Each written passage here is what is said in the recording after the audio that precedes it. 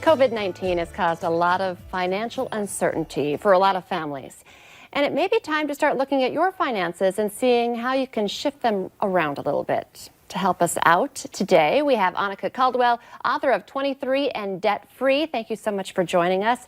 There's a lot of uncertainty right now, whether maybe you're without a job right now, not sure how things are going to develop over the next couple of weeks. So this could be a wide variety of financial concerns that people are dealing with.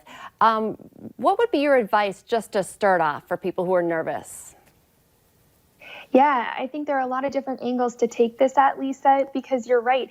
People are finding themselves in very different financial situations. You know, we have 3.3 million people across the United States that just lost jobs last week, while there are other people that still are maintaining fairly normal lives.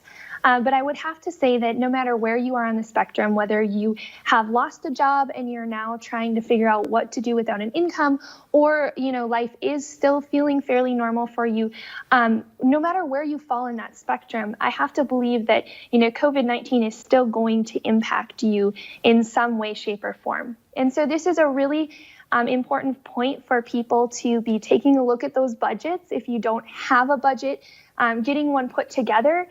But if you do have a budget, it might be a time where you really need to, you know, reanalyze that budget and make some changes according to your current financial situation.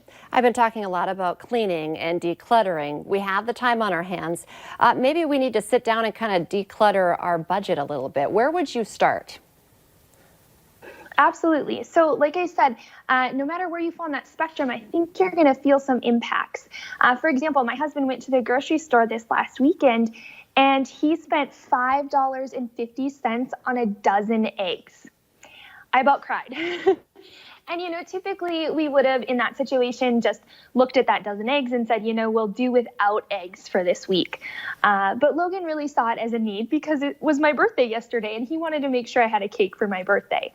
Now, that being said, we're going to see some price changes. If you haven't already, you likely will see some price changes in some of those, you know, food products and household products. So looking at your budget and figuring out, you know, how can I change my budget to work? One example that I've given to our followers this week is we're seeing gas prices seriously decrease, and a lot of people aren't driving with so many stay-at-home orders. You know, people aren't going places. And so maybe taking some of that extra money that you have in your gas budget and reallocating it to, you know, your food or your household item budget. Another thing to look at is, you're right, this is a time that we do have time on our hands and we can focus on that decluttering. So looking through your finances for any of those long lost subscriptions that continue to deduct from your bank account, but you don't use, or you maybe don't use to the fullest. So taking some time to really sort through and look at what those unnecessary expenses are and actually cancel some of those subscriptions.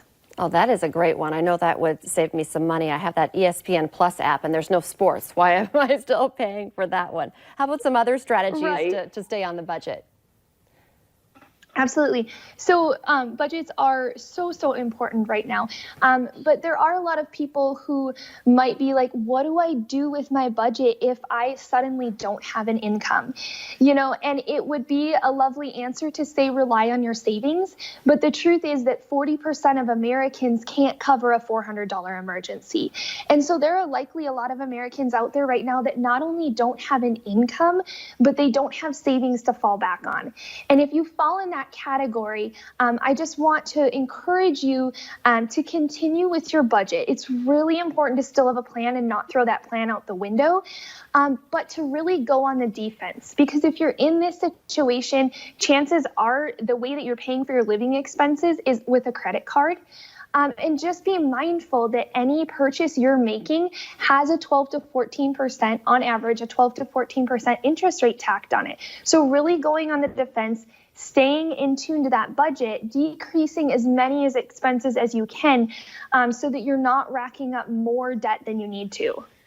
Yeah, that's a very good point, because it's easy to just grab out the plastic when things are uncertain. How about just specifically pinching pennies, some ways that you can easily save money besides getting rid of some of those costs that are coming through for services you're not using? Absolutely. So different ways to pinch pennies. Again, this is a really great time to look through your expenses and see, what are things in my budget that I'm not using. We wrote a whole book here. My husband and I teamed up and wrote a book, 23 and Debt Free, that really is all about pinching pennies. It's 50 practical tips that we put into place in our life during our debt-free journey that actually allowed us to live on just 15% of our income. Some big ticket items that we really looked at. One really big item in our budget was insurance. And honestly, we were paying way more for insurance than we needed to. So sitting down and reevaluating some of those insurance policies, whether that's medical, that's car, it's renters insurance, taking a look and making sure that you have a policy that matches what you need, but that you're not paying more than you need to pay for that policy. Now is the time definitely to take a look at that. Absolutely. Yeah. I'm sorry, I didn't catch that there for a second. Can you repeat that there, Lisa? I was just going to say now is a good time to really take the time to look at what you're spending on insurance. I was going to say we're running out of time, but before you go, I know you do post some different ideas. In addition to your book, which is a great tool, how can people get some of your tips? Yeah, we are really active on social media right now. We just want to provide our followers with as much hope as possible. So I encourage people to find us at 23andDebtFree.com or Facebook or Instagram, 23 and Debt Free. I'm really excited. I know you had Teresa Lewis on recently, and she talked about a virtual event that a bunch of us are teaming up. So we've got that wellness event happening tomorrow morning. So if people are tuning into our Facebook or Instagram, they'll be able to find information on that as well. Annika, thank you so much for Skyping in with us today. I appreciate your advice. Crucial right now as well. Thank you. Stay with us. Coming up here on North Dakota Today, one local business is using some of their new free time to give back to the community.